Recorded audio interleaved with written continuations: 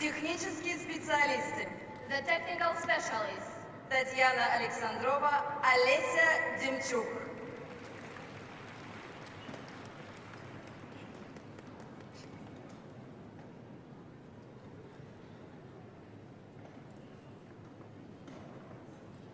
Разрешена разминка участников первой группы. Let's welcome our first group of skaters to the ice. На разминке находятся On the ice, Кирилл Крапылев, Василий Бараковский, Александр Бородин, Тимур Звягин, Илья Малинов.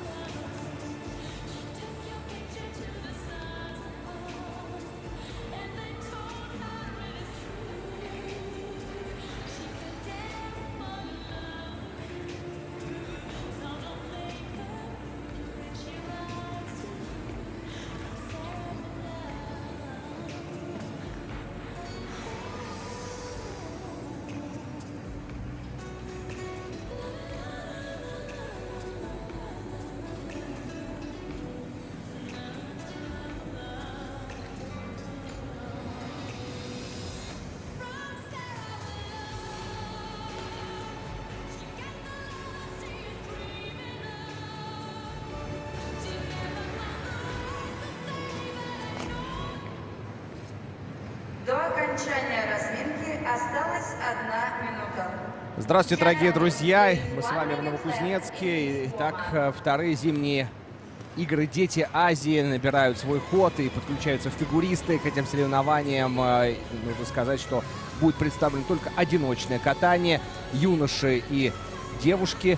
То есть это абсолютно будет юниорский формат наших с вами состязаний, который говорит о том, что есть определенные ограничения в исполнении элементов в короткой программе. Ну, во-первых, вообще у юниоров правила гораздо жестче, чем у взрослых, потому что нужно показать определенный уровень навыков, определенный уровень базовых умений. Поэтому, например, в этом году Ридбергер обязательный прыжок для юниоров, и все из 3 прыжковых элементов короткой обязательно должны нам представить Ридбергер.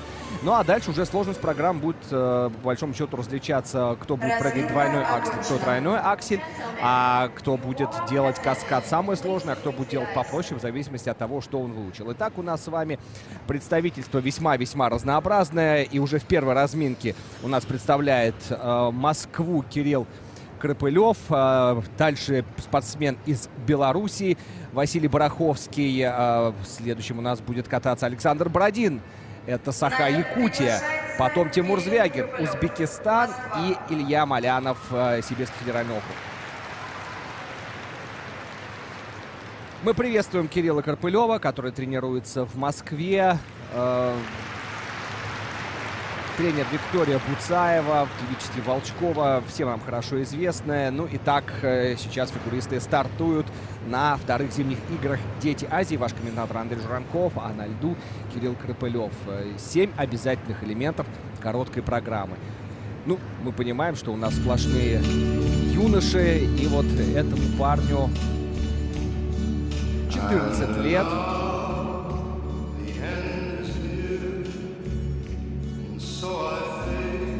Вот я прошу прощения. Уже 15 исполнилось, совсем недавно. Ну и, конечно, Фрэнк Синатра, My Way. И Кирилл начинает с самого сложного элемента сегодня у юноши и не выполняет, к сожалению, его. Попытка сделать тройной аксель.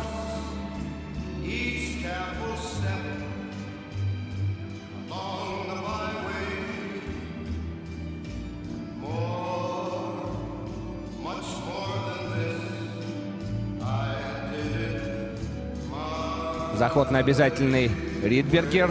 3 оборота.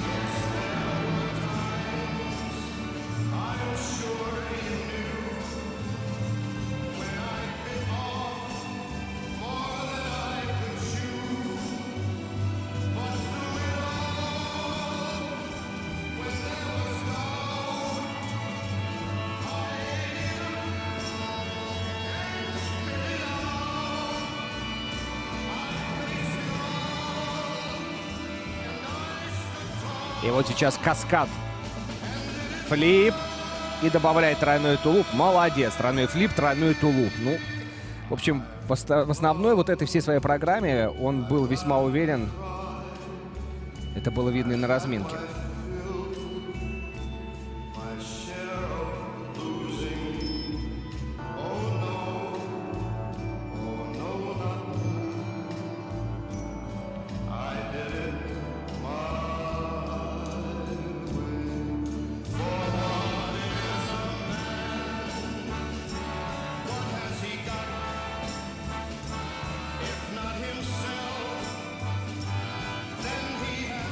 Дорожка шагов. Старается кататься на мягких коленях. Работает в них.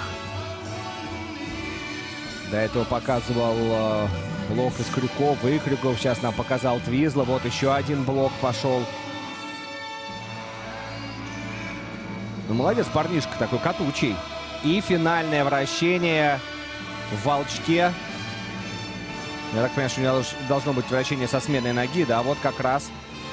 Обязательно в колене опорной ноги должно быть меньше 90 градусов. И тогда эта позиция будет засчитана. Ну, всегда Фрэнк Синатра — это потрясающее произведение, которое входит, наверное, в 100 лучших песен 20 века. Звучит на льду великолепно. И даже 15-летний парень, ну, не может провалить эту такую серьезную, знаете, так, уже человека с жизненным опытом музыкальную тему. Ну, понятно, что здесь не Виктория Буцаева-Волчкова со своим учеником, другие тренеры этой большой команды. Но большинство сегодня будут исполнять двойной аксель. Вот браво, браво, нужно сказать Кириллу, потому что это попытка тройного акселя.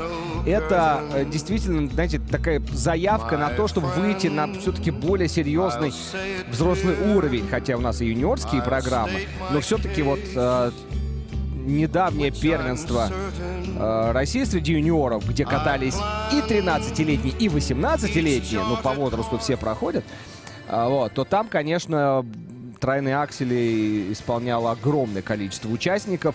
Кирилл там не катался, потому что Кирилл у нас с вами, по-моему, он даже не КМС. Сейчас я посмотрю. В официальной заявке. Нет, я прошу прощения, надо же, хотел парня обидеть. Конечно, КМС, да. Привет, Марк, папа, всем привет. Да, кандидат в мастера спорта. Женя. Он не отобрался. Вот, да, на «Москвич» летают все приветы, потому что «Москвич» — это такая давняя, с большими традициями школа фигурного катания в Москве. Школа, которая в течение десятилетий стояла вокруг имени такого великолепного специалиста, как Виктор Николаевич Кудрявцев. Он как раз и тренировал Викторию Волчкову, когда она каталась. Это было 20 лет назад. Ну а теперь уже Виктория Волчкова в замужестве Буцаева.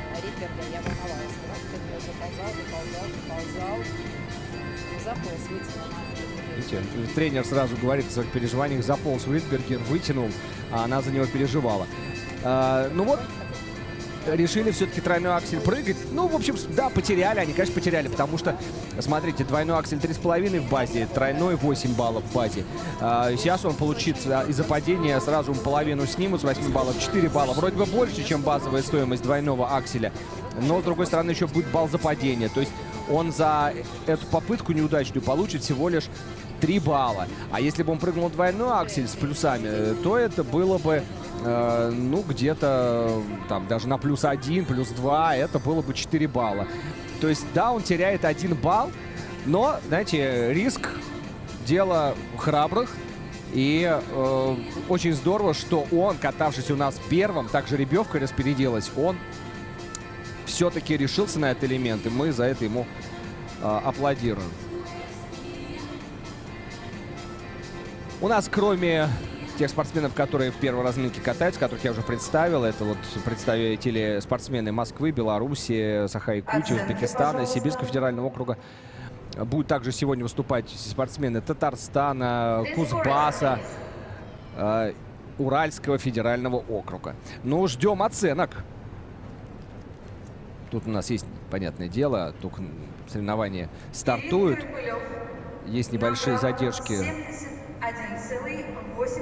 71,82 балла. 71,82 балла.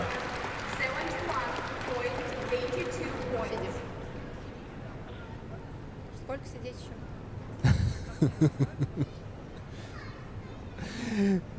Нету большого опыта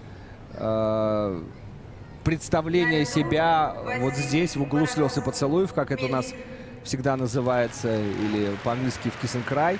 Ну и да, и пока следующий не выйдет, предыдущий спортсмен должен обязательно находиться на этом диванчике.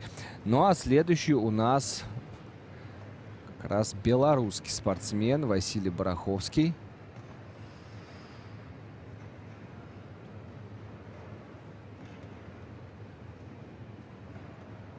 Тоже кандидат в мастера спорта.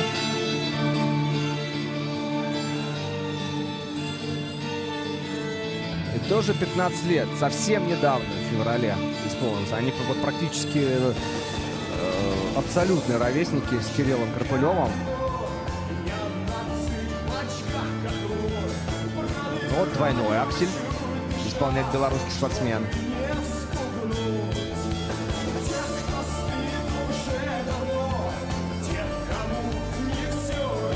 Оригинальный выбор музыки, надо, конечно, сразу это отметить. Взять «Короля и Шута». Это каскад должен быть еле-еле-еле, и все-таки упал. Попытка сложного каскада, тройной луц, тройной тулуп, но уже после луца было видно, что его начало закручивать в круг.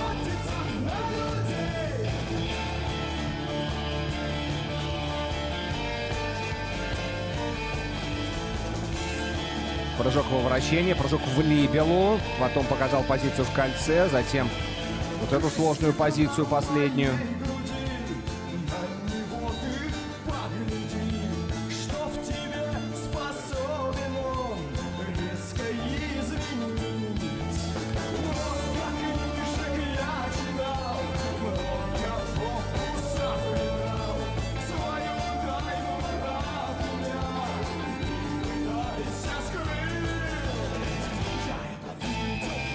Разнообразное вращение со смены ноги. И очень многие делают вот эту качалку в самом конце, потому что по нашим правилам, которые с этого сезона существуют, должен быть сложный выход из вращения, и все пытаются вот этой качалкой его изобразить. Дорожка шагов.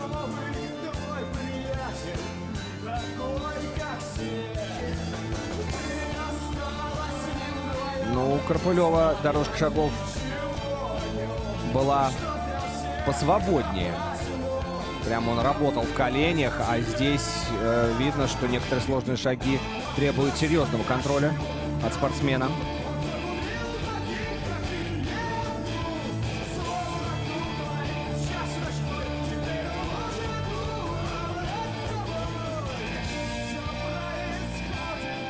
И Ридбергер.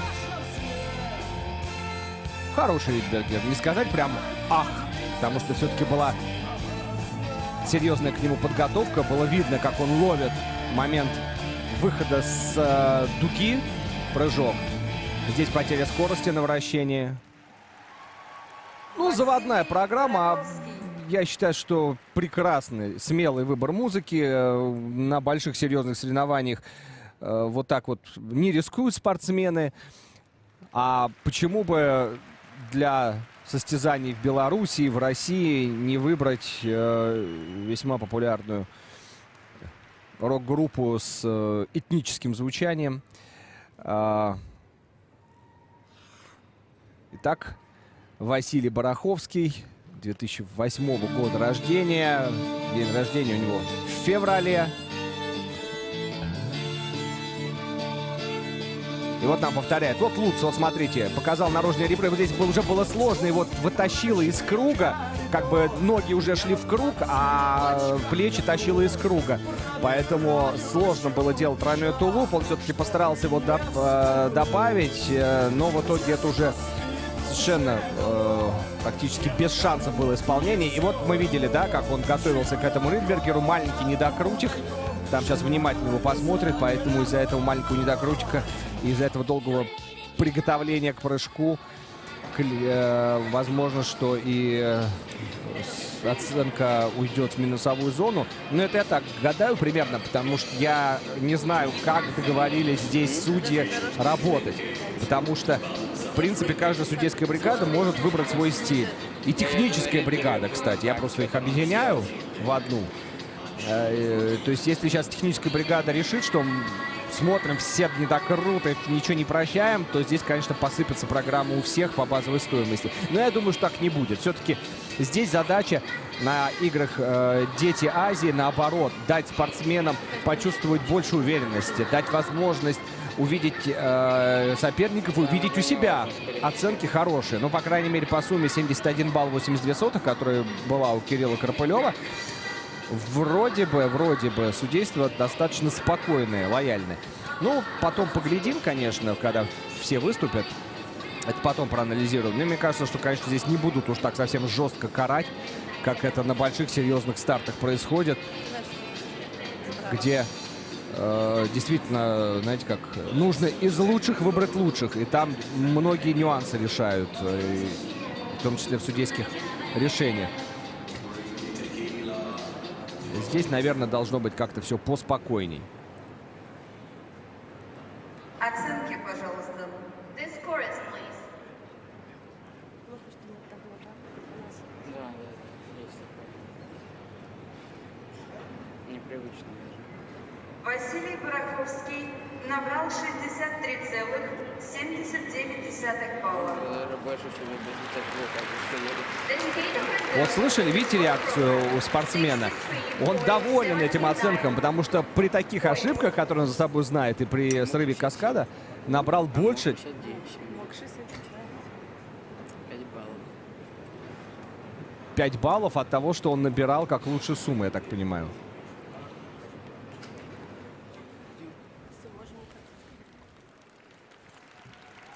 Сейчас должны объявить следующего спортсмена. На лед приглашается Вот теперь Александр ему Бородин. можно выходить. Александр Бородин. Тренер Антон Киселев. Вообще прекрасные нам сейчас музыкальные композиции будут представлять один за другим спортсмены. Тут просто сердце радуется. Услада слух. Адриано Челентано. Non si gioca coi sentimenti, non ho giocato mai. Ma se Александр Бородин у нас с вами представляет Якутию. Ему 15 еще не исполнилось. Совсем скоро, 5 марта. ma è troppo tardi ormai. Ciò che è rimasto quel che c'è. Недокрутик был небольшой на Ридбергере.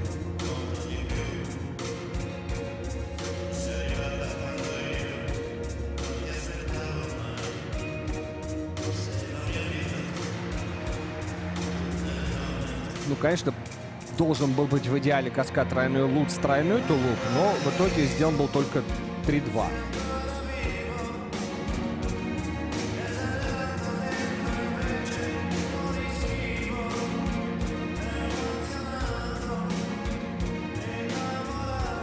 Хорошие плотные позиции в волчке. Вот опять эта качалка. Как выход, как сложный выход из вращения. 2,5. Нервно, но сделано. Прыжок в либелу. Нужно обязательно показать как минимум один оборот в базовой позиции, то есть в либеле. Это сложная позиция в кольце. Вторая сложная позиция. Не сказать, что чувствуется свобода во вращении, но, по крайней мере, достаточно отцентрованное вращение у него. Скорость жалко теряет, хотя вот здесь лучше.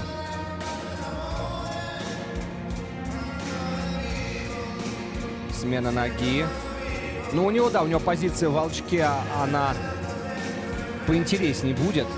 Как-то, когда он наверх уходит во вращение, он сразу начинает терять скорость. А волчок у него плотный, и он, наоборот, даже скорость может чуть-чуть увеличивать в позиции волчок. Ну и дорожку шагов оставил на финал.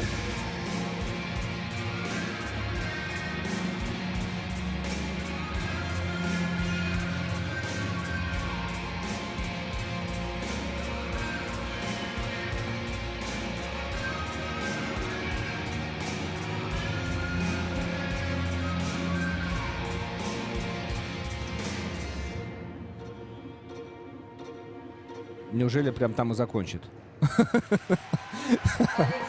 Да, там и закончил в дальнем углу. Да, такое ощущение просто укатывался от судей и от зрителей в самый дальний угол площадки и укатился.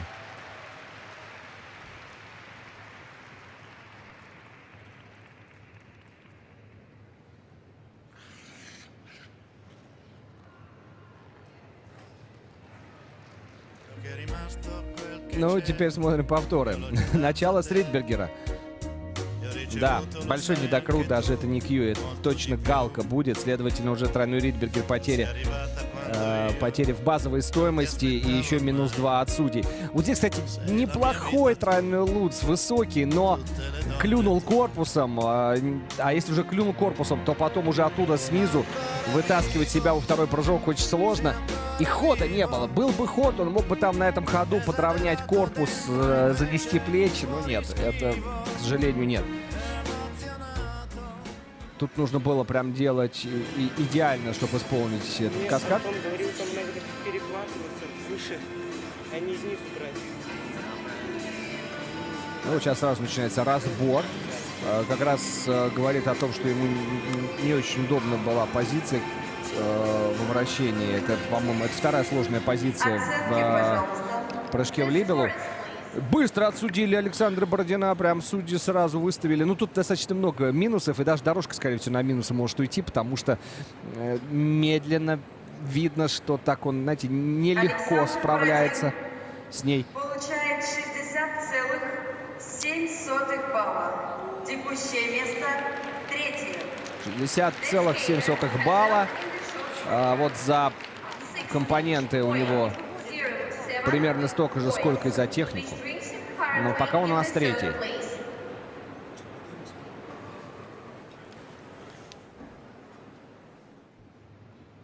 На лед приглашается Представитель Тимур Узбекистана Тимур Звягин. Высокий парень.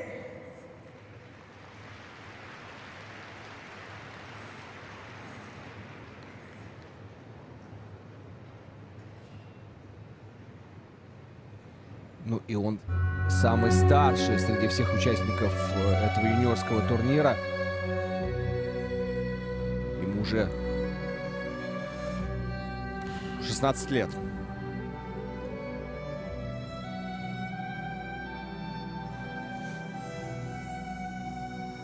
Вот, к сожалению, двойного акселя у него нет. По крайней мере, в заявке он его не делает. Начинает с прыжка в либелу. Тоска фантазия. Авторская аранжировка исполнения Эдвина Мартина.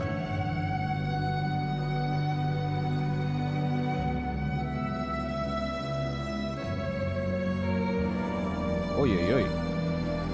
2,5 на 2 ноги. Грубая ошибка. Ну, конечно, не падение. Но там судьи сейчас и технической бригады судьи покарают.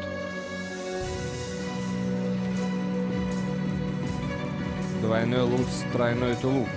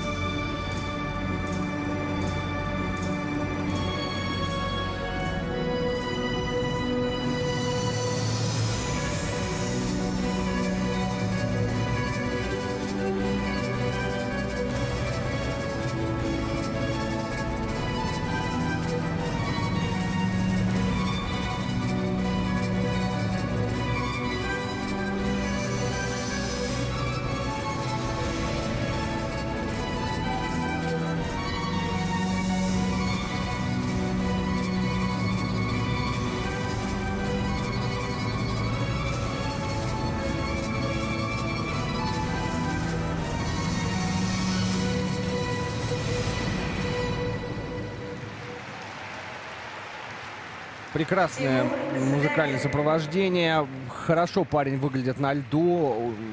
Высокий, стройный, хорошие пропорции тела. Ну, может быть, конечно, для одиночного катания чуть длинноваты ноги, скажем так, да. Но, конечно, обидно, да, при таком внешнем виде.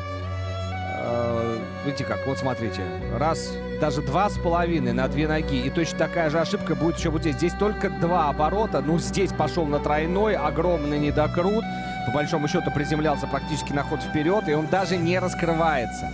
Ему не хватает силы это для того, чтобы вылететь в прыжок, ему не хватает высоты в этом прыжке, поэтому вот здесь тоже пойдет на минус это вращение, потому что очень долго он искал позицию, там вообще первая позиция не будет засчитана. То есть на самом деле, конечно, огромное количество ошибок, и сейчас техническая бригада, она что в прокате трудилась вовсю, что сейчас тоже она подчищает свои решения, потому что здесь под пересмотр подпадает чуть ли не каждый из 7 обязательных элементов.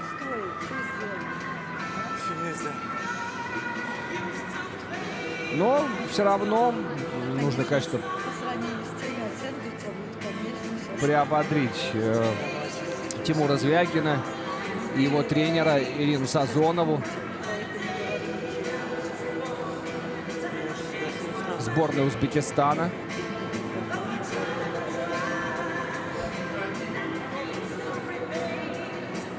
Работать надо, работать.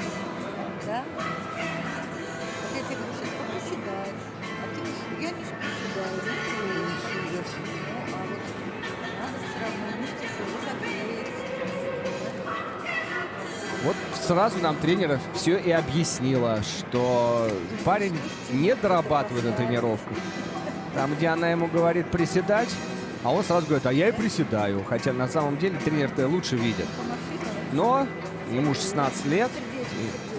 Ему кажется, что он уже многое знает в фигурном катании. Но, честно говоря, это выступление говорит об обратном. Может быть, конечно, что-то он и знает, но многое не умеет, к сожалению, на том уровне, на котором это должно быть.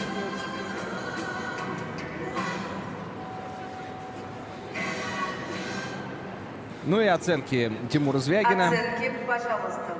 The scores, please. Самые, наверное, будут низкие оценки сегодня. Потому что очень грязное катание. Очень грязная короткая программа. С большим количеством нареканий и от технической бригады, потому что и огромные недокруты, Тимур Звягин и получает от судей. 33,68 балла. Видите, 33 целых Текущее место четвертое. 60 The skater has done с небольшим сотых баллов. 33 балла, а у нас с вами Бараховский за Белоруссию набрал 63,70. currently brings him to the first place.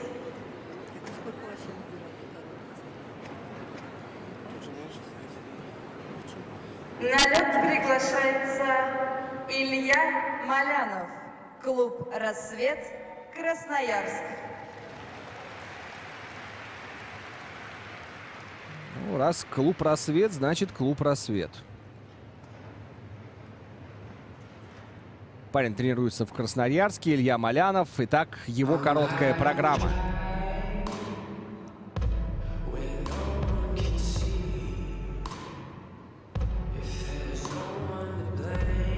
Под Мэтта Мейсона катается.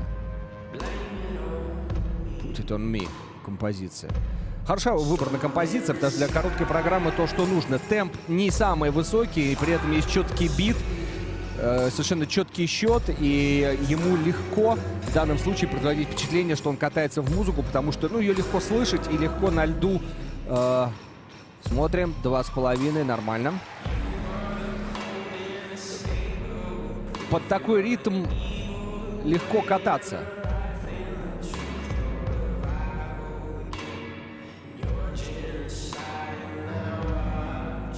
Каскад. Ай, касание ногой, касание рукой добавляй. Ладно, с небольшими минусами. Там еще, кстати, минус будет. Потом на повторе посмотрим. Там он не наружное ребро показал.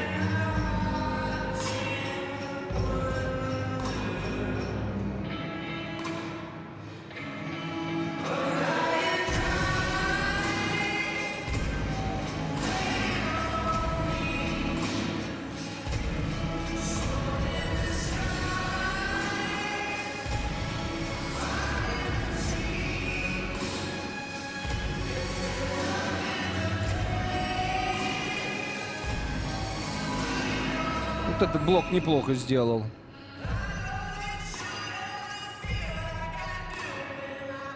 Вот о чем мы с вами как раз и говорили. Да, видите, хорошо поставлены руки. Руки несложные, но они очень смотрятся в этой музыке.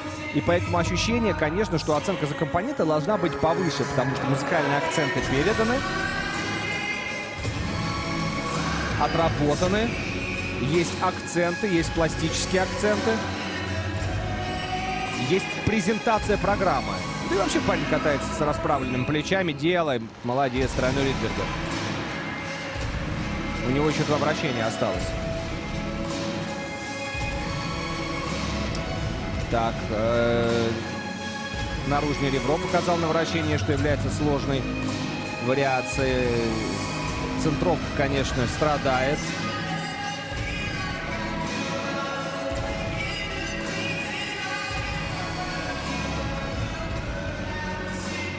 И вращение в волчке. Вот здесь должно быть, видите, как много оборотов. Должно быть не меньше 7 оборотов для того, чтобы ему засчитали это как сложную вариацию. И вот здесь такая хитрая штучечка в самом конце, чтобы показать сложный выход с вращения. Че, симпатичный парень, очень на льду хорошо смотрится.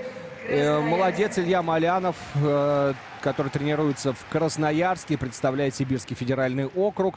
Вот тоже недавно, 8 февраля, ему исполнилось 15 лет. И он у нас, кстати, даже не КМС, он у нас с вами перворазрядник. Смотрим, 2,5, нормально. Конечно, не может оторвать глаза от своего следа. Смотрит, как он выехал. Вот Луц, видите, с внутреннего ребра. А здесь пытался все-таки показать докрученный прыжок. И в итоге касание рукой, а затем еще могут сказать, что степ-аут. Хотя все-таки маленький выезд был, я думаю, что ему простят. Но все равно каскад уйдет где-то так в район -3. У нас же судьи ставят от +5 до -5, да? То есть в данном случае каскад, ошибочка, минус за касание рукой, минус за выход с тройного тулупа. Даже на -2 не уйдет, -3 уйдет. Могут даже -4 поставить. Ну, скорее всего, -3.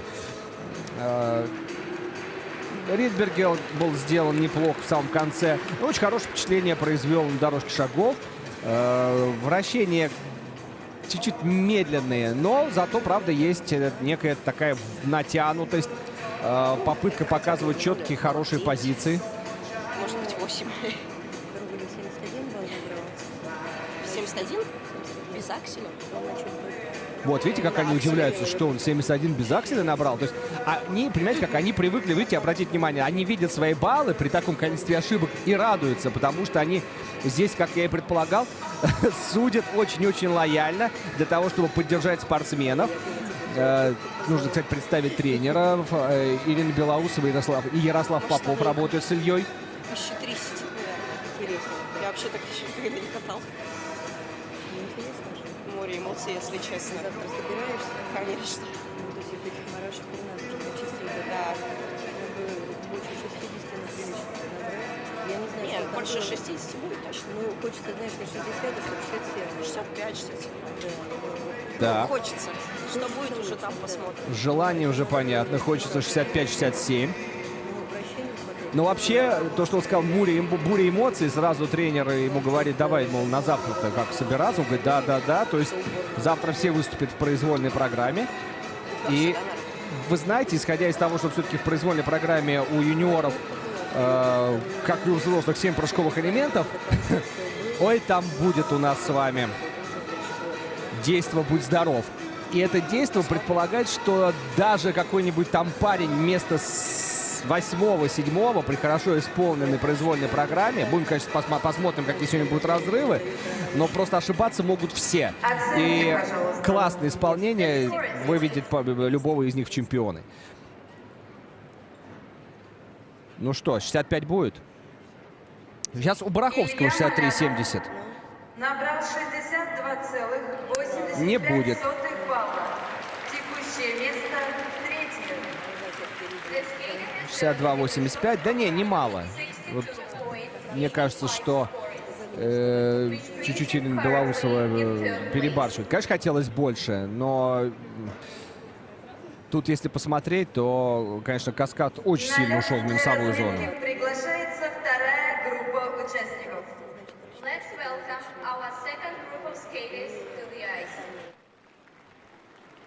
На льду On the ice.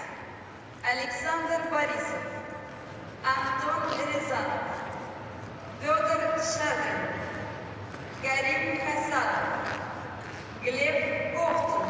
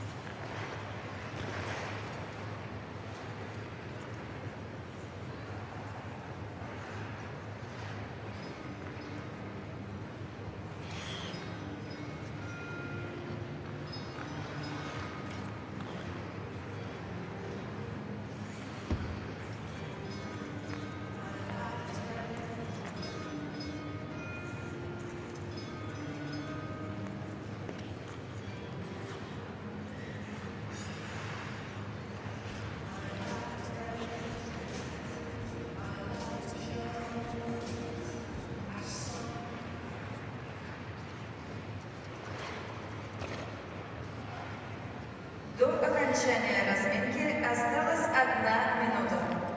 Gentlemen, there is 1 minute left in this warm-up.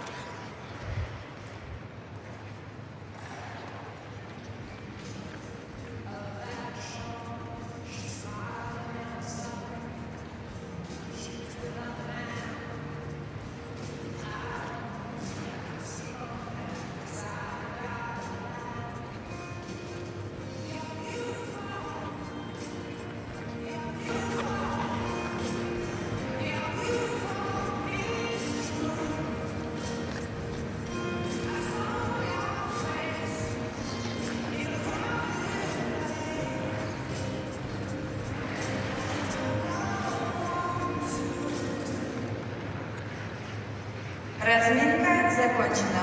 Пожалуйста, покиньте лед.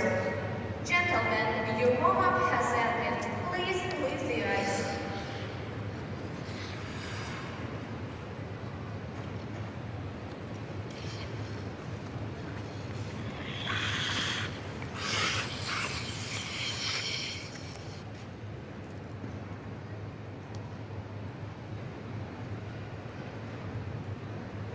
На лед приглашается Александр Борисов, спортивный центр Красноярск.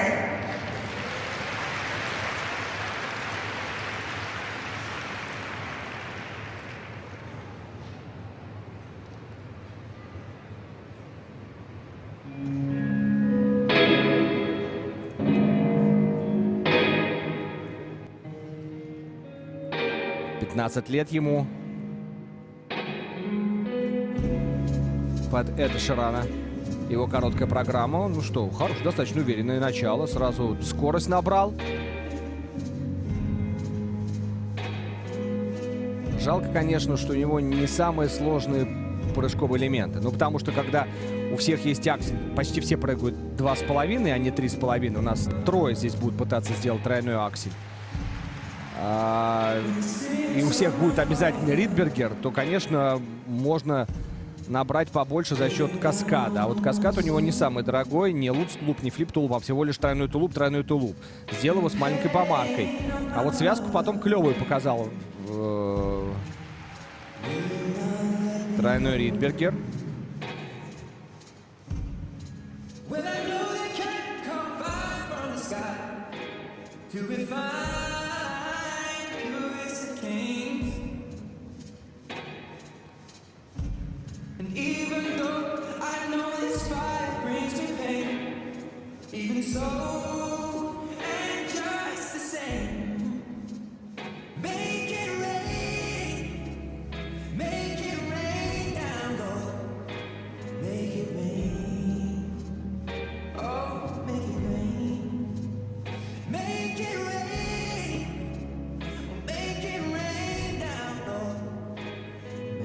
Ой-ой-ой.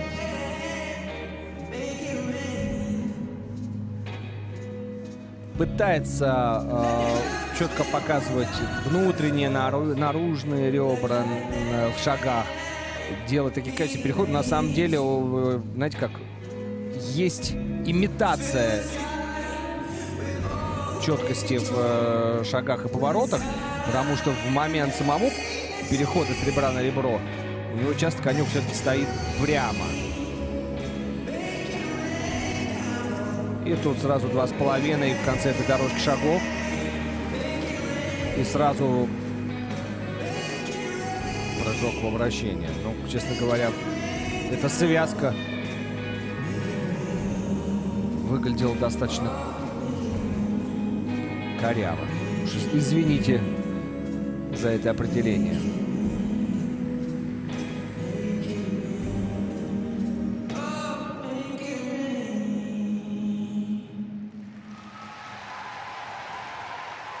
И цепь эта на бедре, честно говоря, у меня вызывает вопросы.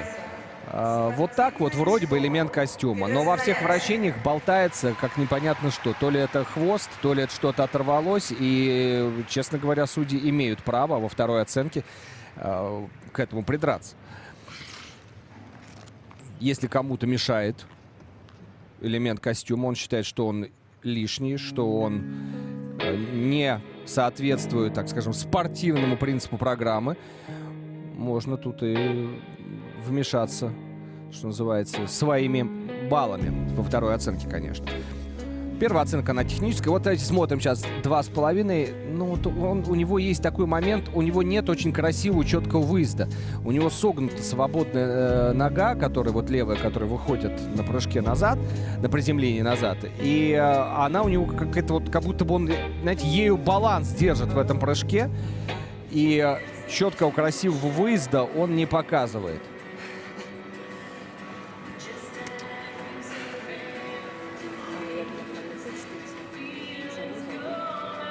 И снова Ирина Белоусова здесь, в Киссинг-Край. Вообще тренируется Александр Борисов у Яна Чернецкого. Но понятное дело, что делегация ограничена по количеству тренеров. Не, я наоборот в тренировке лучше делаю. Я сейчас в одном месте простой пришел. Там не доделал. Ну, молодец парень. Знает, где что не доделал. На тренировках было лучше. Здесь не доделал. Проблема во вращениях, конечно, очень серьезная. Видно прям, как еще в волчке более-менее, как только вверху, как только позиция в либеле, очень сильная потеря скорости. Вообще практически останавливается он во вращении. Завтра по тем же номерам стартовать буду, если прям все звезды садятся.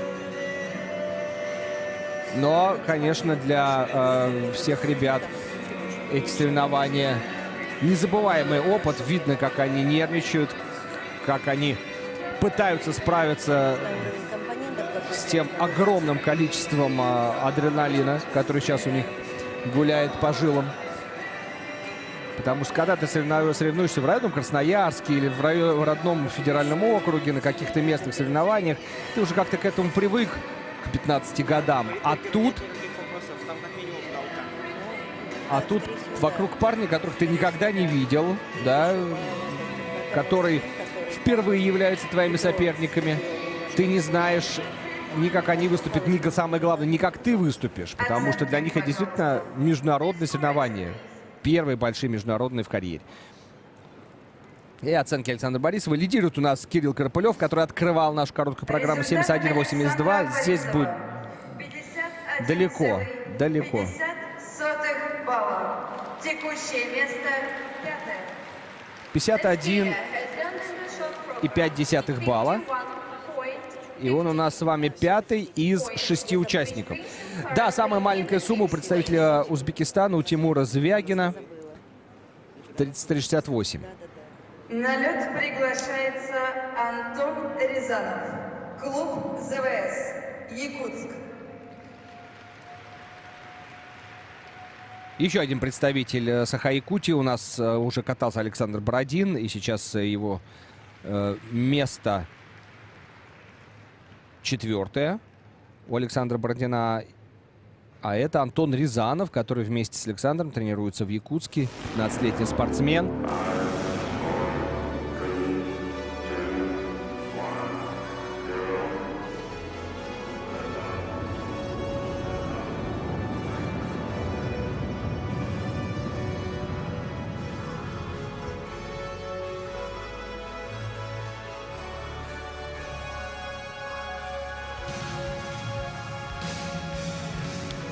Ох, какое неудачное начало.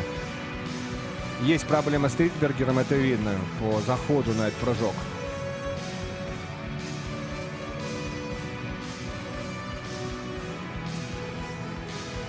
Сальхов. Тройной тулуп, еще одно падение.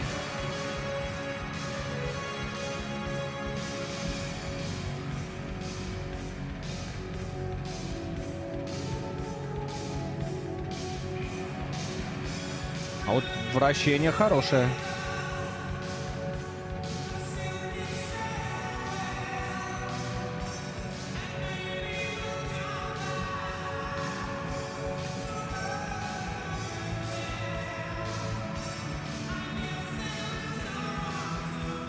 Взял для короткой программы, как я думаю, вы узнаете, хит 40-летней давности. Хит его родителей.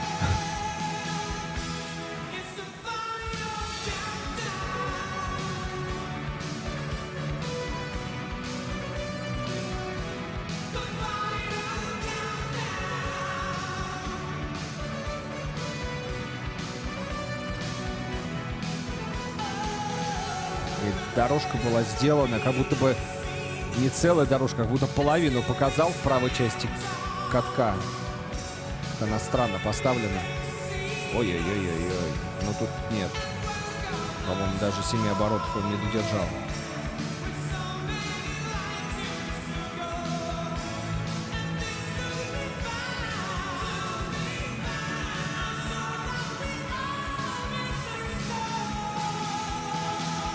Вываливало его из круга в этом акселе, поэтому как он сразу провращался на ноге на приземлении, потом перескочил, выезда не было. -2, -3 точно получит за этот аксель.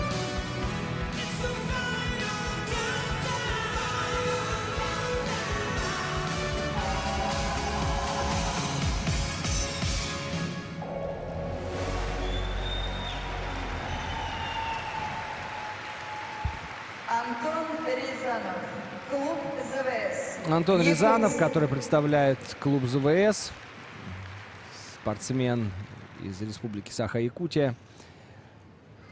2007 года рождения, ему 15 лет, и вот мы снова видим наставника Антона Киселева, который привез своих якутских спортсменов. Ну вот видите, да, уже все, плечи пошли раньше, нежели пошли ноги. Он себя перекрутил, завалил, и поэтому уже назад пошел спиной, потому что просто не оторвался еще от льда, а плечи уже пошли. Здесь пытался он вытащить этот каскад, тройное сальто по тройной тулуп, падение на тройном тулупе, то есть уже -2 балла дедакшн. И, к сожалению, в дорожке блок не был четко показан, блок сложных шагов. И вот здесь, видите, тоже, да, перекрученный прыжок, проскакал, прокрутился на опорной ноге и выезд не показал вообще. Ну, то есть, по большому счету, судьи тоже имеют право поставить -2, -3 балла. Вопросы к вращениям. Так что пока, честно говоря, я надеялся на прокат ребят из второй разминки, но что-то пока не очень. Но я вам сразу проанонсирую.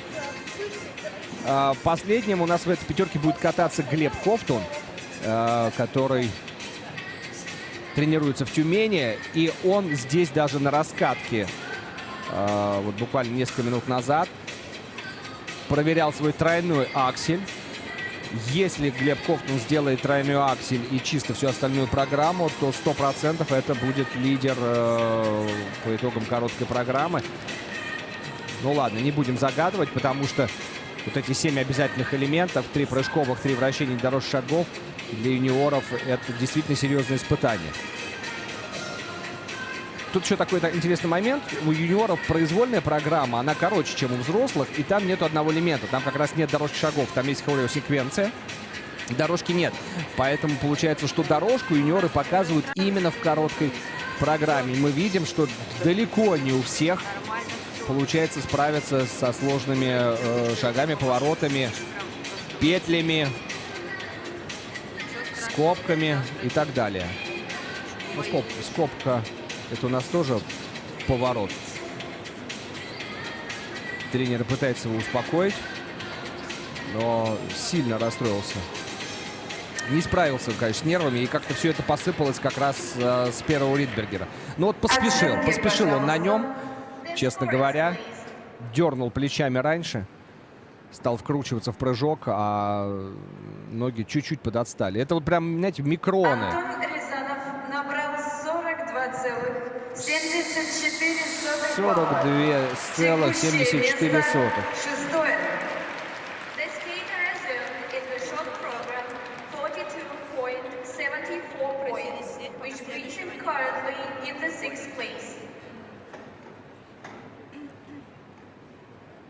На льду Федор Шадрин, клуб «Стрела», Казань. Два казанских спортсмена один за другим сейчас появятся здесь на льду в Новокузнецке, где фигуристы начинают свои состязания на международных зимних играх «Дети Азии».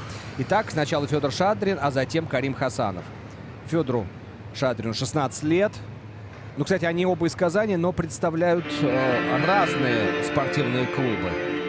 Вот Федор у нас в данном случае из клуба «Стрела».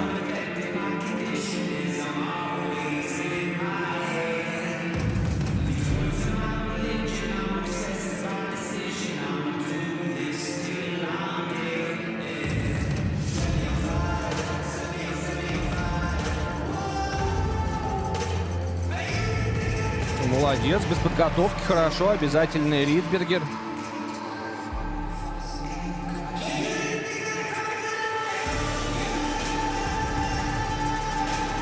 Два с половиной, держись. Жалко, выезда не было.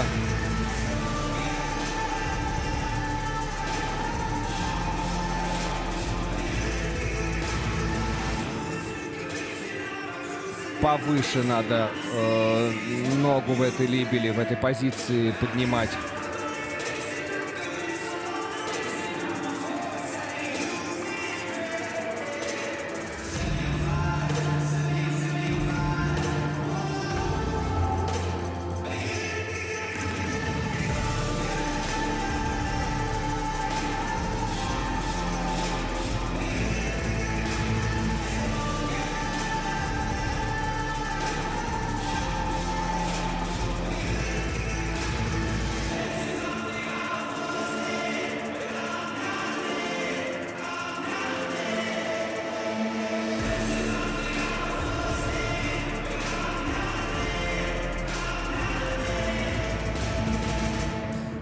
Не доделаны некоторые шаги.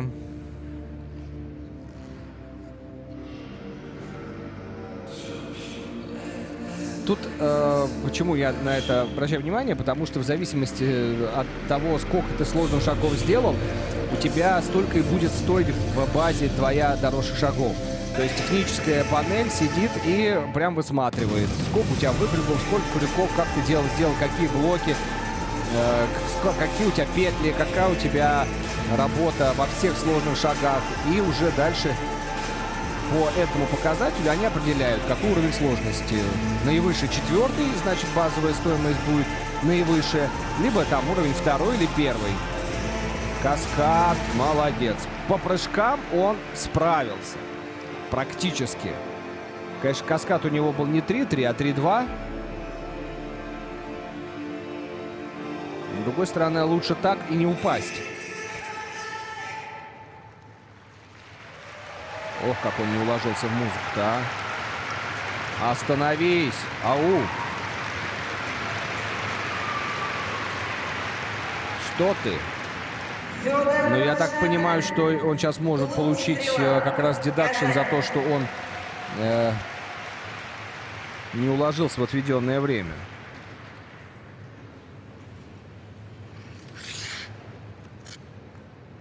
Федор Шадрин.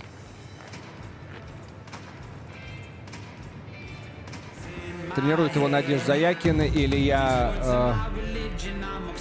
Халфина.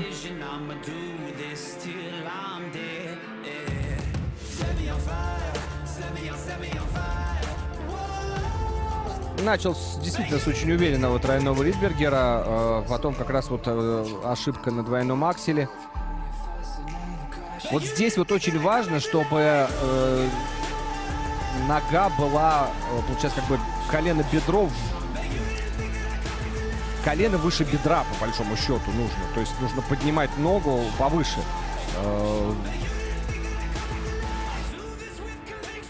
В либеле.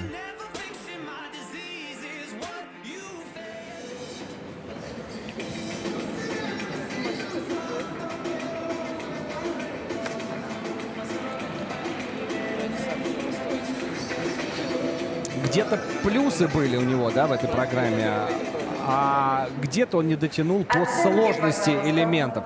Но все равно, по идее, должна быть достаточно неплохая такая средняя сумма сегодняшних соревнований. Федор Шадрин набрал 61,60 балла. Текущее 61 место балл четвертое. и 6 десятых. Четвертое место, то есть у нас он опережает Александра Бородина и встает за Ильей Маляновым из Сибирского федерального округа. Вот как раз -1 балл ему и сняли за то, что он перекатал программу. Ну а теперь прекрасно знакомый Федору Шадрину, его частый соперник на различных соревнованиях в Татарстане Карим Хасанов. 14-летний спортсмен. Оба, кстати, Шадрин, Хасанов не кандидат в мастера спорта, они у нас перворазрядники.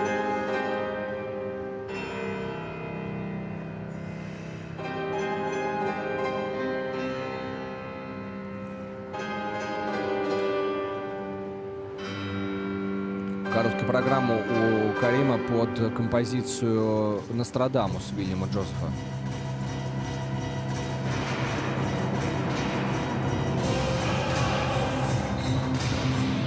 Ридбергер. Нет, к сожалению, с серьезной ошибкой.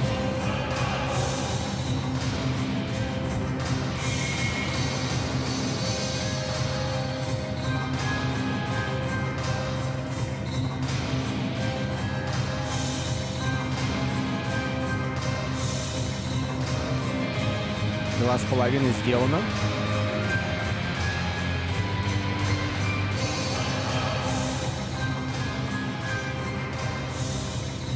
К базовой позиции могут быть вопросы. Опять нога низковата. И он долго ловил позицию. То есть там первых двух оборотов ему не засчитают.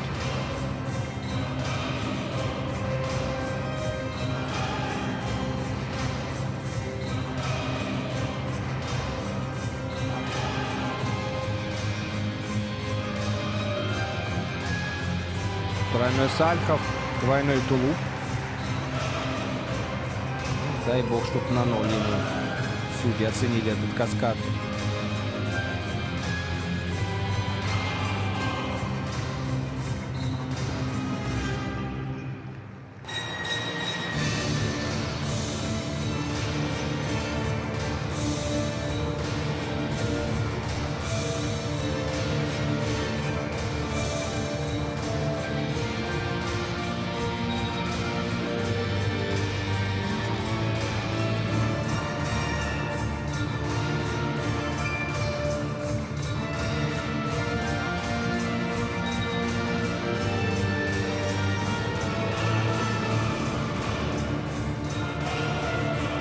Мало работы корпусом. Таких коротких шагов.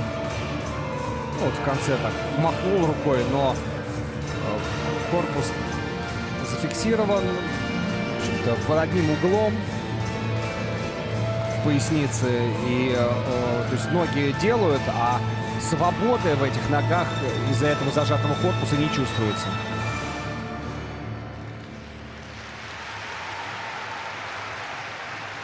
Ну вот как-то первые наши разминки были выбраны спортсменами достаточно неожиданные, оригинальные музыкальные произведения. И как-то они больше идут молодым ребятам, потому что вот 14-летний парень катается по такую серьезную тему, Вильям Джозеф, Нострадамус. То есть тут надо вообще как-то что-то проживать, какую-то драматургию в хореографии передавать. Музыка напряженная, с внутренним содержанием, а ему поставили, а он не понимает, что там передавать. Ему вот эти поставили руки, он их делает. Но видно даже, что он не уверен в этих руках, потому что он не понимает, что в них. Да, не тройной Ридбергер, а только двойной. Ему засчитает, вот нам сейчас показывают аксель. 2,5. Ну вот здесь, да, все более-менее сделано, дай бог, в плюсовой зоне. Сальхов, ну там маленький недокрутик, ему простят. И также на зубец приземления после двойного тулупа быстро подставил свободную ногу. Выезд не показал, ну потому что закручивался очень сильно в этом каскаде как бы внутрь круга, поэтому тут особо выезд и не покажешь. Пролета не было, все внутрь сделано было. Ну сейчас интересно, будут они как обсуждать сразу прокат, в плюс, в минус.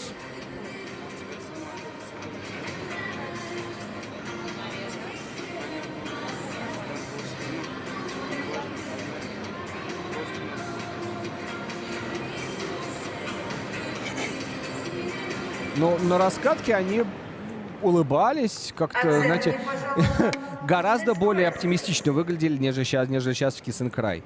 Ну, значит, на тренировках Карим показывал гораздо более качественную короткую программу. Результат Карима Хасанова 54,91 54 балла. балла. Текущее место шестое. The skater is done in the short program. 54.91 points. Проиграл он Currently in the sixth place. своему товарищу по сборной Татарстана. На лед приглашается Проиграл Глеб 6 с лишним баллов. А вот сейчас, Клуб «Прибой». дорогие Тюмень. друзья, Глеб Ковтун. Уральский федеральный округ. Парень тренируется в Тюмени. Ему 14 лет. И это один из претендентов, я так рискну даже предположить, на победу. Ну, потому что по заявленным элементам это одна из самых сильных программ, может быть, сегодня.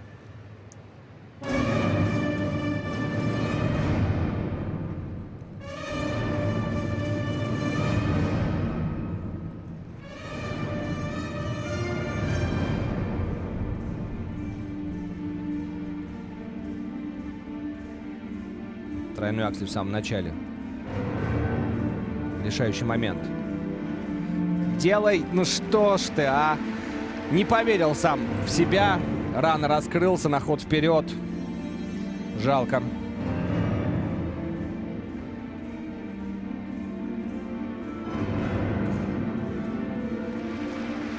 Ну хорошо, вот посмотрите, да, каскад. Какой хороший тройной луз, тройной тулуп. И мог он сделать этот аксель тройной, 100%. Не хватило уверенности.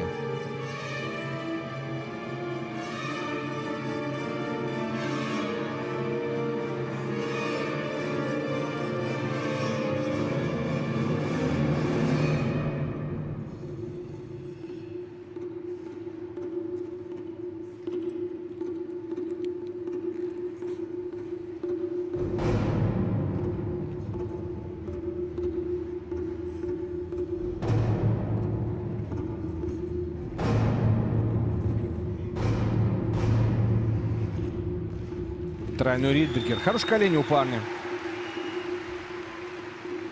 Мягкие приземления в прыжках.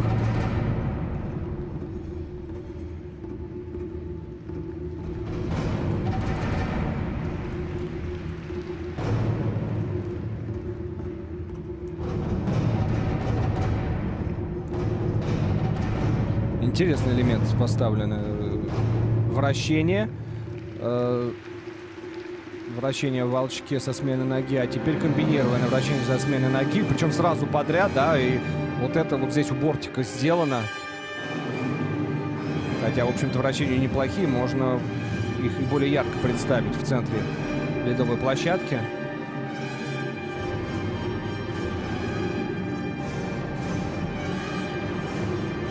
Дорожка.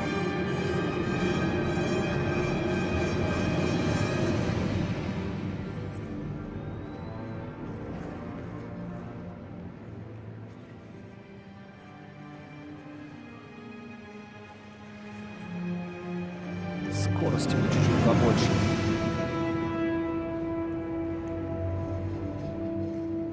Ну, ладно. Зато очень контролируемо сделал свою дорожку шагов.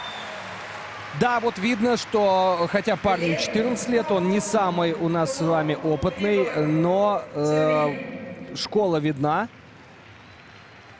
Он у нас кандидат в мастера спорта. И видна очень и очень неплохая техническая подготовка у Глеба Ковтуна. Обидно. Сейчас посмотрим в повторе. Очень обидно. Ровно вылетел в этот тройной аксель. Чистой воды психология, чистой воды нервы. Тренирует его Мария Самсонова и Мария Гарас. И вот сейчас как раз начало его программы нам повторяют, и затем 3,5. Вот смотрите, ну и высота была, мог он докручивать, надо было идти до конца в этом тройном акселе. Знаете, какие у него хорошие прыжки, как он четко, мягко срабатывает на приземлениях. Парень со способностями. Сразу после каскада прыжок в либелу. Ну, прыжочек, конечно, не самый высокий, вот такой аккуратненький, но, в общем, так, знаете, если сравнивать со всеми... Вот здесь был маленький недокрутчик, но я думаю, что здесь ему не будут галку ставить. Даже галка — это четверть и больше оборота. А мне кажется, здесь было меньше четверти оборота в недокрутчике. Да и программу он сумел представить, и музыку эту сумел раскрыть. Поэтому как-то хочется его похвалить. Уральский федеральный округ они представляют. Результат Ну, Глеба сколько? Ковтунова. 67,60 балла. Вторая сумма. Текущее место второе. Второе место, да. Сделал бы тройной аксель. Вот смотрите, у нас получается Кирилл Карпылев. Он сделал тройной аксель, но он упал, да? А здесь получается, что ему засчитают из-за того, что он раскрылся, приземлился на ход вперед. Ему засчитают как двойной аксель техническая бригада, а еще и судьи очень сильно его отминусовали. А так был бы лидером. Маме, папе, всем привет. Дедушка, бабушка. Спортшколе Всем «Прибой». привет. Успели. Все приветы. Ваня и вся группа Марии Владимировны. Всем пока.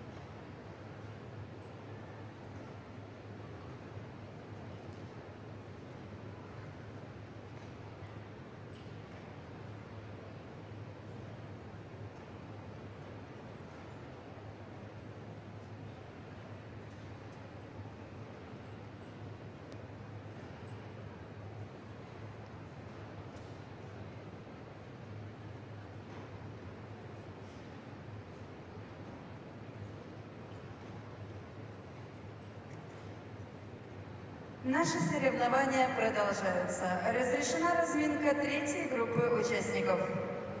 Let's welcome our third group of skaters to the ice.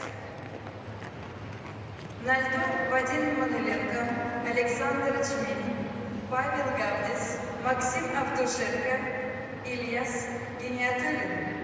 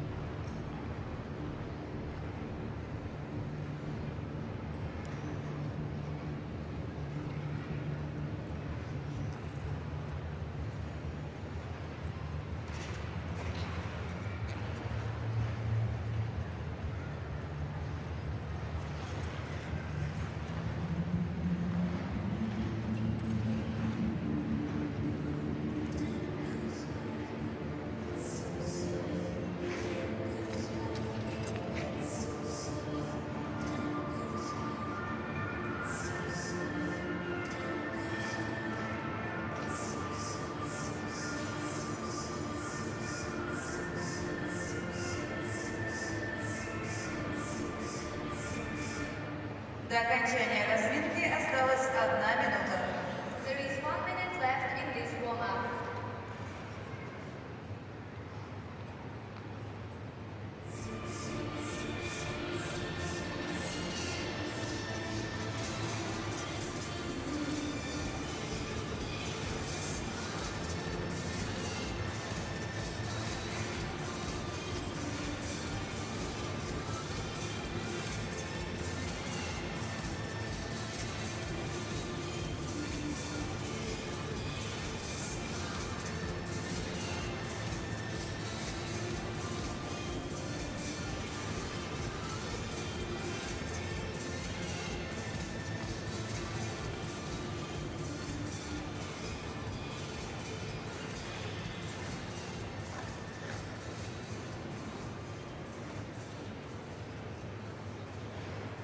Разминка закончилась. Пожалуйста, покиньте лед.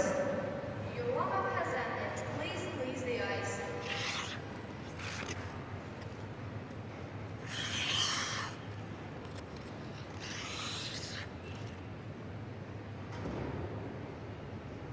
Красивый костюм у Вадима Мануйленко, который представляет у нас здесь на играх «Дети Азии» родной Кузбасс. Тренируется он в Ленинск-Кузнецком. И, знаете, какая мощная бригада тренеров с ним приехала. Ну, благо, ехать недалеко. Спортивная школа Ленинск-Кузнецкого. Итак, 14-летний спортсмен. У нас с вами остается 5 коротких программ, дорогие друзья. И сейчас на данный момент лидером является Кирилл Карпулев, москвич, который открывал сегодняшнюю короткую программу. У него 71 балл, 82 сотых. На втором месте у нас Глеб Ковтун, 67,6. И вот эти два парня пытались исполнить тройной аксель. Ну, по-разному у них не получилось. Именно вот так скажу. По-разному не получилось. Но вот в этой последней пятерке у нас будет еще один спортсмен, который заявил тройной аксель. Еще один москвич. Он у нас будет кататься под 4-м стартовым номером в этой разминке, то бишь предпоследним. Это Максим Автушенко, тренирующийся в Академии Ангела Ключенко. И здесь с ним Юлия Лепницкая. Но это все попозже. А сейчас у нас вот начал свою программу с падения Вадим Мануйленко.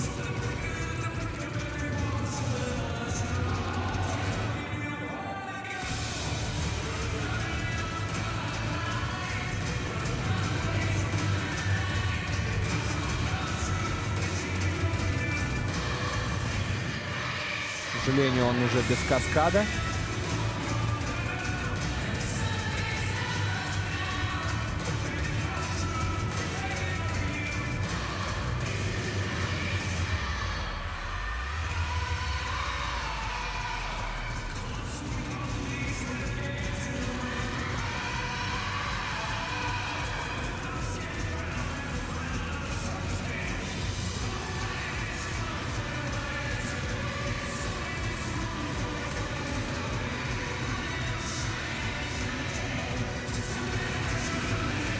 Отшагал он дорожку шагов свою.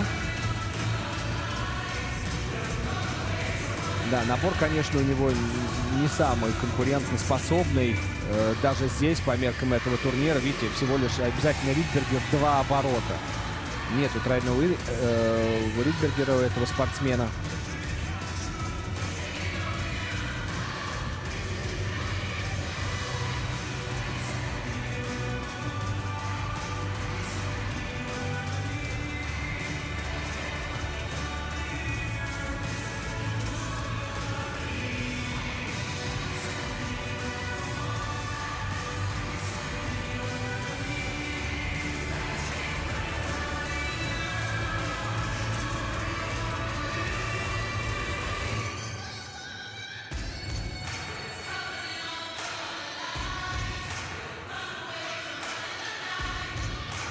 На привычной левой ноге вращение гораздо более уверенное, нежели на правой ноге.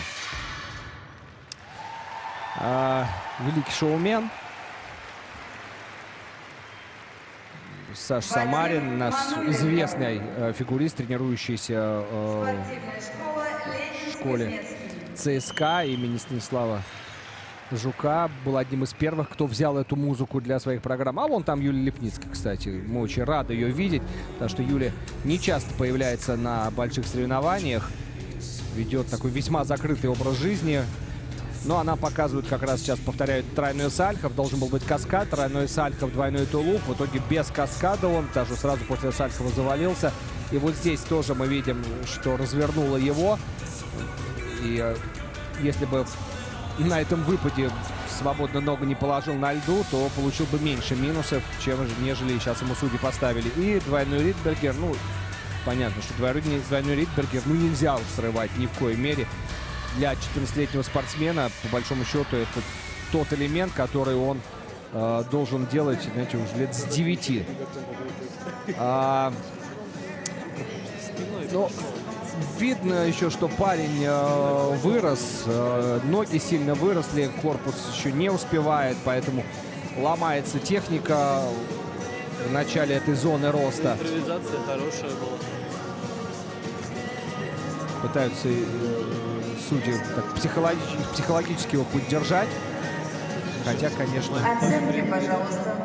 The scorers, please. многое не получилось. Результат Вадима Манюленко 36,60 балла. Текущая позиция 10-я. 36,60 это значит, что он опережает только лишь Тимура Звякина из Узбекистана, у которого 33,68. Но понятно, что и набор очень слабый, и больше половины программы у него не получилось. Александр Чмиль. Ну, а теперь, дорогие друзья, Александр Чмиль у нас с вами. Итак, это идет третья финальная разминка. Александр Чмиль тренируется в Челябинске. Школа Олимпийского резерва ТОДОС.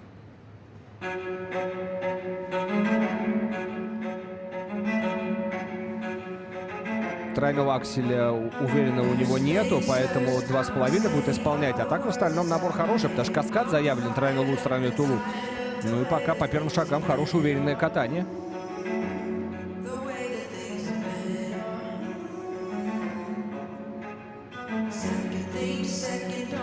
2,5 с хорошим выездом. Ну, плюсовая зона должна быть.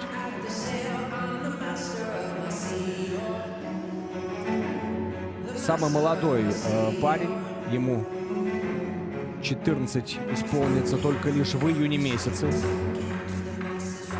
Ну давай, делай. Наружного ребра нет, но зато... Ох ты, молодец какой, а! Тройной тулуп. Один из лучших сегодня каскадов. Близко к тому, что делал Глеб Ковтун и Кирилл Карпылев.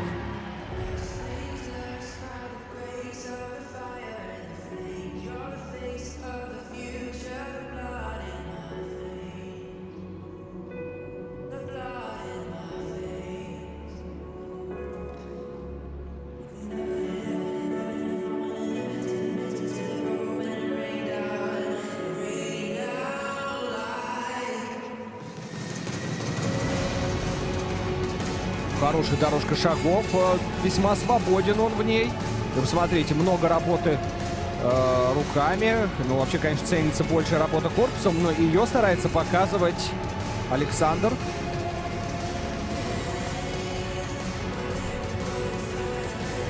Потрудился в дорожке. Это важно для технической бригады, потому что они уже на тренировках примерно смотрят, на какой уровень может пойти дорожка. И если спортсмен не работает в ней, значит, скорее всего, еще -1 уровень ему сбавят. И посмотрите, как он уверенно кистями добавляет на каждом выезде из прыжка. Тройной Ридбергер сделан. Прыжок в либелу. Ой, какой молодец. Какая хорошая центровка.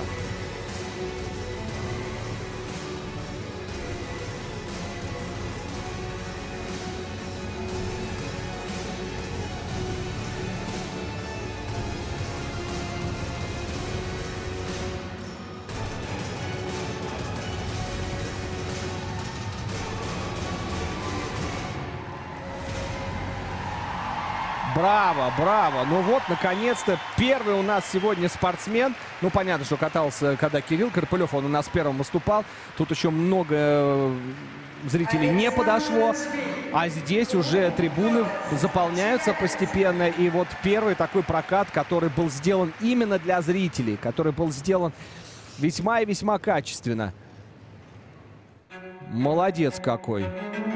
Саша, еще раз скажу, что... Вот смотрите, да? Да, 2,5. Но зато все, что он сделал сейчас здесь, в этой короткой программе, все в плюсовой зоне. Ну, за исключением, может быть, вот этого каскада, потому что Луц, конечно, не с наружного ребра. Ему поставят эту буковку Е, скорее всего, что неверное ребро. Но все равно, даже здесь судьи могут за счет других плюсов его вывести там в 0 или в небольшой плюс. Тройной Ридбергер, как он здорово сделал, а? Он тренируется в Челябинске, но и еще иногда он тренируется в Санкт-Петербурге в клубе фигурного катания Тамары Москвиной. У него двойное региональное представительство Питер и Челябинск. Тренирует его Марина Федорова. И в этом году он был у нас победителем Кубка Челябинской области. И также выиграл областные соревнования Гамаюн. Результат Александра Чмеля. 73,45. 73. Вот о чем как раз и стоит говорить. То есть он не стал рисковать, никаких тройных акселей, но зато вот этот хороший, качественный набор, юниорский набор, двойной аксель, сложный каскад, тройной луз, тройной толуп, тройной Ридбергер сделал на очень качественном уровне, дал презентацию. Браво! Олимпийской подготовки. Минск.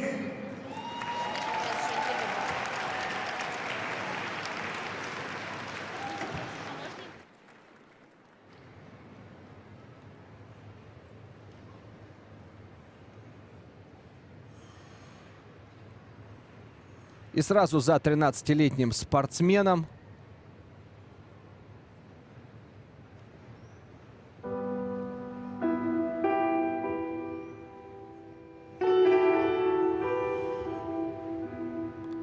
появляется представитель Белоруссии,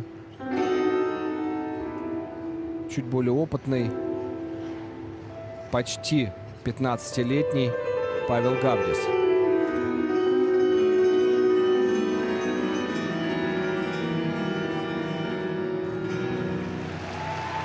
Как хорошо, музыкальный акцент.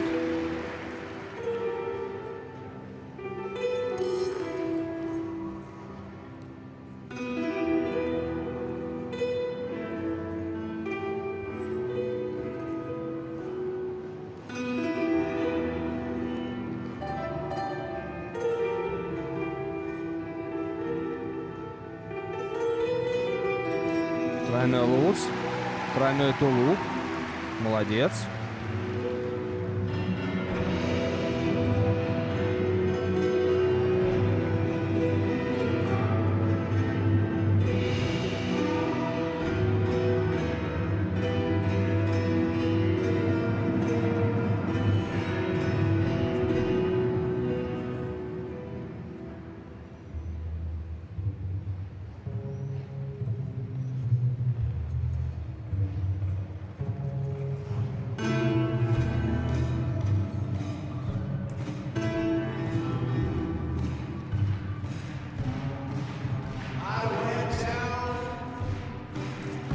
Обидно.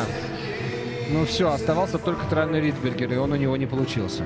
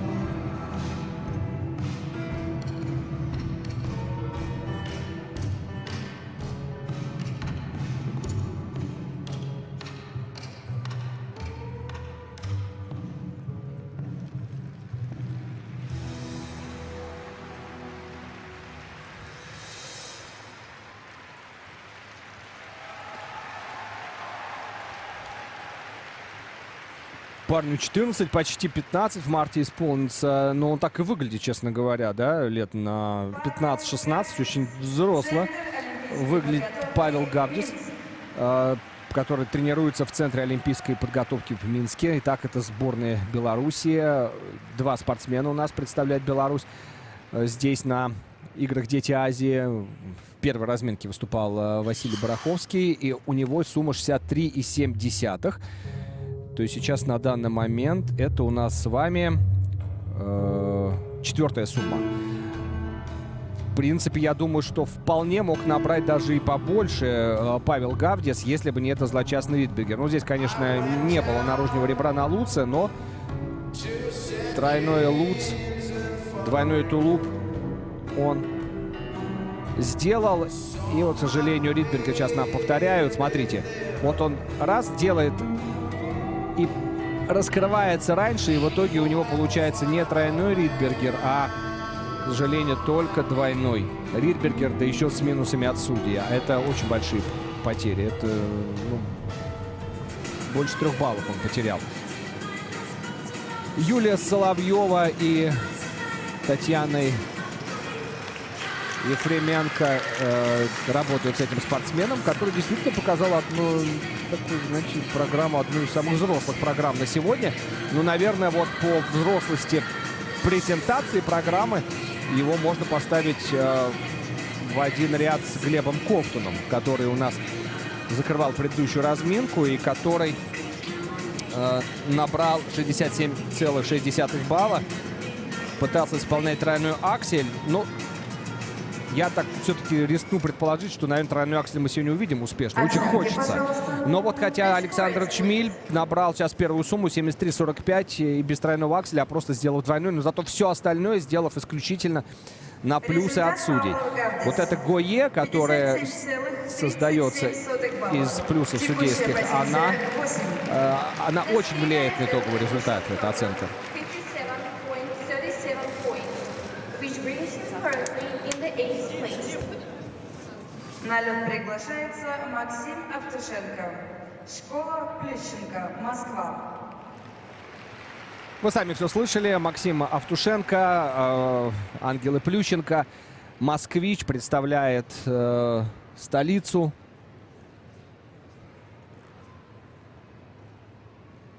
Тренирует его Юлия Лепницкая, олимпийская чемпионка в команде Сочи.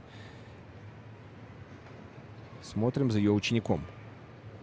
Заявки: тройной Ридбергер, тройной аксель и каскад Луц-Тулуп 3-3.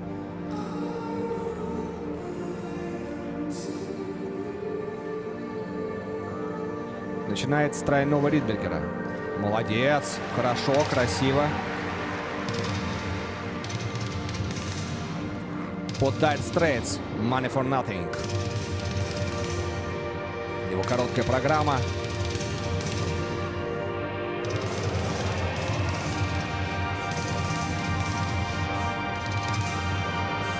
Молодец. Вот то, что мы и ждали. 3,5 есть.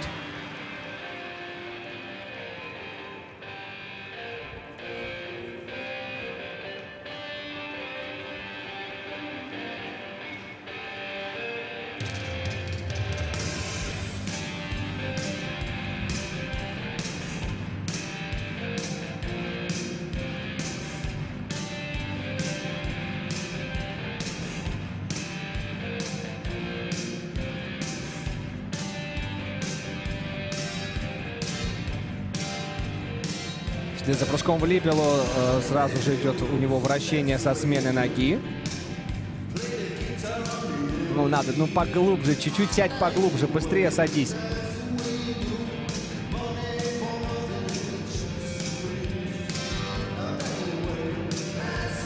Спасибо нашим славным компьютерщикам.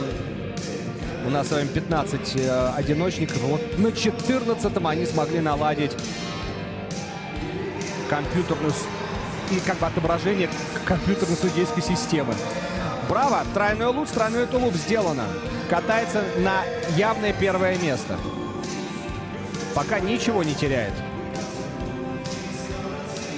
И вот смотрите, у него сейчас комбинированное вращение со сменой ноги, еще дорожка шагов, а он уже набрал техническую сумму лидера 37,7. 37,7 это Саша Чмиль у нас.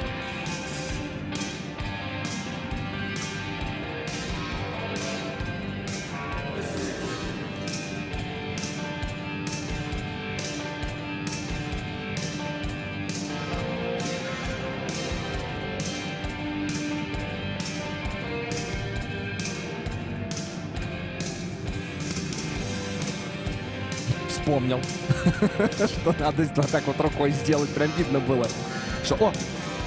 У меня же вот здесь такое движение. Ну все, финал. Там еще затихает гитара Марка Нопфлера. И заканчивает свою программу Максим Автушенко. Ну, можно и поздравить его. Можно поздравить Юлию Липницкую и Академию Ангелы Плющенко. Вот мы видим, что и на костюме у него знаменитая гитара Марка Нопфлера. Ну, браво, браво. Вот на этом уровне хотели бороться Кирилл Крапылев и Глеб Ковтун. Крапылев — москвич, Глеб Ковтун из Тюмени. Но получилось только у Максима Автушенко. Вот мы смотрим. Очень хороший, высокий тройной Ридбергер. Аксель. Да, долго собирался, готовился, но молодец. Смотрите, как четко вошел. 3,5 скрутил, 8 в базе. Ему и поставили очень хорошие плюсы. Вообще, как раз, когда появилась компьютерная система, то, о чем мы с самого начала говорили, то, что я предполагал, это подтвердило наше с вами предположение. Вот здесь только ловил, да, первый оборот не засчитают, ловил центр. Но все равно все сделано на 4-й уровень сложности. Да, подтвердились наши предположения, что, скорее всего, тройной луц четко, хорошо оставил плечи. Тройной тулуп очень хорошая, крутка ровная. Достаточно лояльно работает судейская бригада. Мы это по общей оценке, то, что мы слышали, да, вычисляли. И как бы я так смотрел примерно, что вот здесь могли придраться, здесь могли наказать, но не наказали. И в итоге вот сейчас это все подтвердилось, что вообще вот такое выступление, как и выступление Александра Чмиля, все на сплошные плюсы. И мы рады видеть очаровательную Юлию Липницкую, фигуристку, которая в сезоне 2013-2014 покорила весь мир. И свои... Дмитрий Сергеевич, Сергей Андреевич, выздоравливайте. Ага, там еще и болеют все, да? Ну, желаем здоровья, конечно, всем тренерам. А Юлия Липницкая, конечно, покорила всех свои потрясающие программы в олимпийский сезон, список Шиндлера. Да и короткая была хороша. Вот не отрекаются от любя в инструментальное исполнение. 80 с лишним баллов. Он лидер.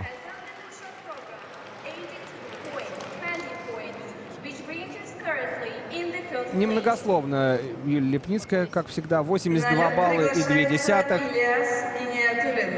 Это лидер короткой программы 100%. Максим Автушенко был на наших только что экранах, а теперь Ильяс Гиниатуллин, который будет завершать короткую программу юниоров здесь на играх «Дети Азии». Ильяс Гиниатуллин, тренирует его Екатерина Савицкая. А представляет он у нас с вами Кемерова. 14-летний спортсмен. Первый взрослый разряд. Нет, он еще никакой степ-секвенс нам с вами не исполнил. У него такое неожиданное начало. Такое редко бывает, но вот решили... А почему бы не сделать так? Начинает с вращения со смены ноги в волчке.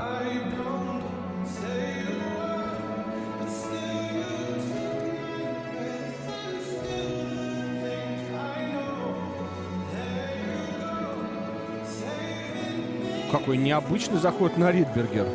Заход интересный, исполнение только подкачало.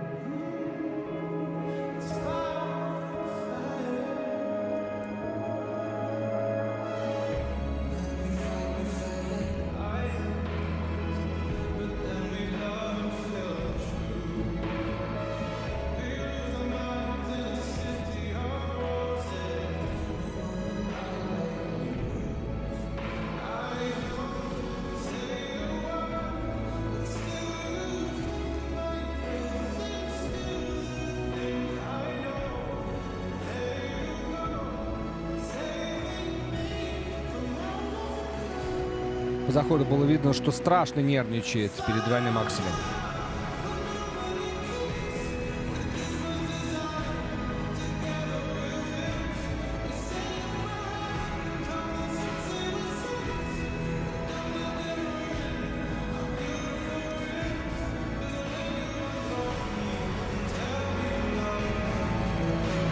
Каскад у него был заявлен тройной сальхов, двойной тулуп.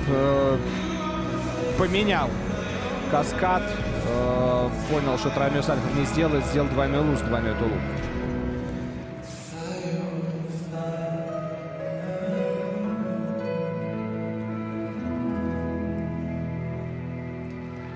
Начинал неплохо. За первое вращение получил 4-й уровень сложности. Потом уже 3-й уровень сложности. Дорожку, ну было видно, дорожку он не выкатал абсолютно. Я говорю, как-то она у него на пол катка. Все сделал под себя. Продвижения в этой дорожке не было. Шаги очень-очень неуверенные. Потеря скорости. Не было дуг чистого скольжения в этой дорожке. Поэтому в итоге вообще на базу уровня она ушла. А вот мы смотрим. Ридбергер, в итоге он приземляется на ход вперед. Да, не падает, уже здесь на льду прокручивает что-то такое непонятное, но на ход вперед. И, значит, сразу ему ставить техническая панель 2 галки. И базовая стоимость тройного Ридбергера превращается в стоимость двойного Ридбергера. Это балл с небольшим. Вот здесь двойной аксель. Нету ощущения, что делать в воздухе. И вообще прыжки у него такие...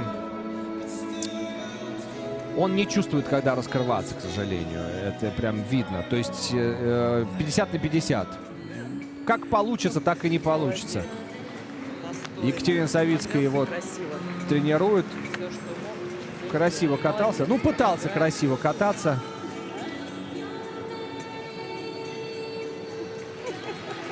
Поскольку в Кузбассе проходят наши игры «Дети Азии», то, конечно, все местные спортсмены приехали сюда с максимальным количеством наставников, в отличие от других регионов, которые привезли по одному тренеру. Они считают, замучились обороты считать.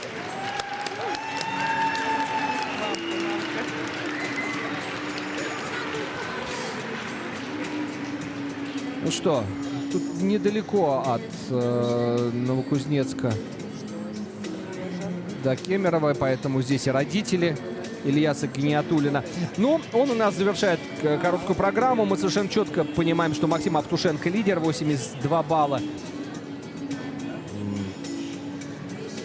Сейчас я себя перепроверю. Да, 82 балла и 0,2. Первое место. На втором месте у нас с вами Александр Чмиль, 73,45. Затем идет открывавший короткую программу Кирилл Карпылев, 71 балл, 82. Да, 36,55 балла. Текущая позиция 14. 36,55. Он улетает в подвал турнирной таблицы. В самый низ, туда к представителю Узбекистана Тимуру Звягину и к Вадиму Мануиленко. Ну, я надеюсь, мы сейчас с вами увидим итоговую таблицу. Да, Автушенко 82,2, Чмиль, Карпылев, Глеб Ковтун. Вот это четверка тех, кто явно будет бороться за пьедестал почета.